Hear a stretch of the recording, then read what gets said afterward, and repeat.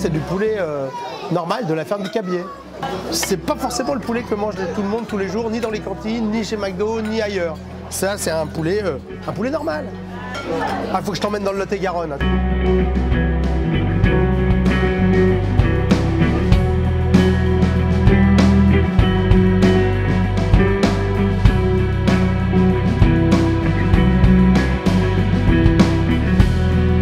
Tu fournis mes restaurants au poulet pour ce que je fais le jeudi, le poulet au curry.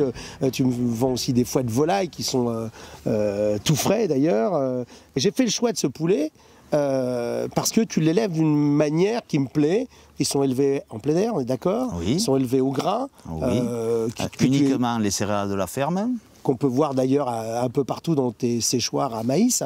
Tu me racontes cette histoire d'un poulet un peu différent, parce que là on a un poulet type un peu label, oui. Un poulet un peu différent qui a atterri dans ton élevage par pur hasard. Alors raconte-moi ça un peu. Suite à une erreur de notre couvoir, est arrivé ce type de poulet tout blanc, type standard, qui est utilisé dans les élevages standards, c'est-à-dire c'est élevé jusqu'à 35 jours.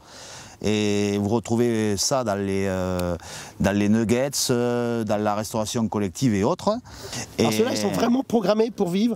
Donc on les a croisés et tout, pour faire du blanc et pour vivre 35 jours, pas plus. Voilà, oui, c'est une croissance très rapide. Notre poulet type label, là, il a 12 semaines, il fait 2,2 kg. Ouais. Et celui-là, il a pareil, il a le même âge, 12 semaines exactement, et il fait 5,5 kg. Wow. Plus de 2 fois le poids en fait. C'est flagrant, voilà. Et on a encore de la chance qu'il soit encore vivant parce que normalement il ne devrait pas supporter ce poids-là. Ouais. Généralement ils ont le cœur qui s'enrobe de graisse et ils meurent parce qu'ils sont trop lourds et beaucoup trop gros. Ils meurent d'épuisement, quoi. Ouais. Il a énormément de mal à se déplacer. Parce que comme quelqu'un qui est en surpoids, quoi, il est beaucoup trop lourd par rapport à ses membres. Quoi.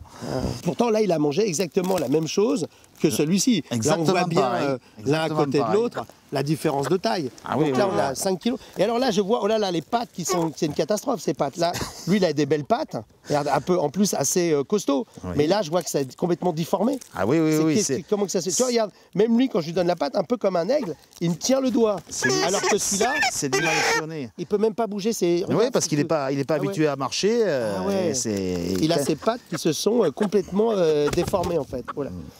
Notre but, nous, c'est pas de faire du poulet comme ça pour économiquement gagner de l'argent. Notre but, c'est de faire de la qualité pour te faire manger, justement, à toi et à tous les consommateurs, une volaille de qualité qui vit dans l'air libre et qui mange que des céréales, quoi. Ce poulet blanc, il est fait pour être abattu à 35 jours. Là, il a 80 et quelques jours. C'est exceptionnel, quoi.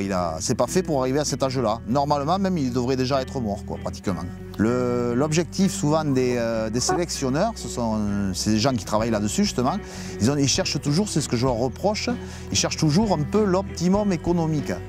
On ne raisonne jamais dans l'optimum qualitatif, quoi. Une histoire de goût comme ça, quoi. Ils ne travaillent pas énormément là-dessus, quoi. C'est toujours pour avoir un poulet qui pousse de plus en plus vite, qui arrive au poids de plus en plus vite. C'est ce qui est un peu dommageable, quoi.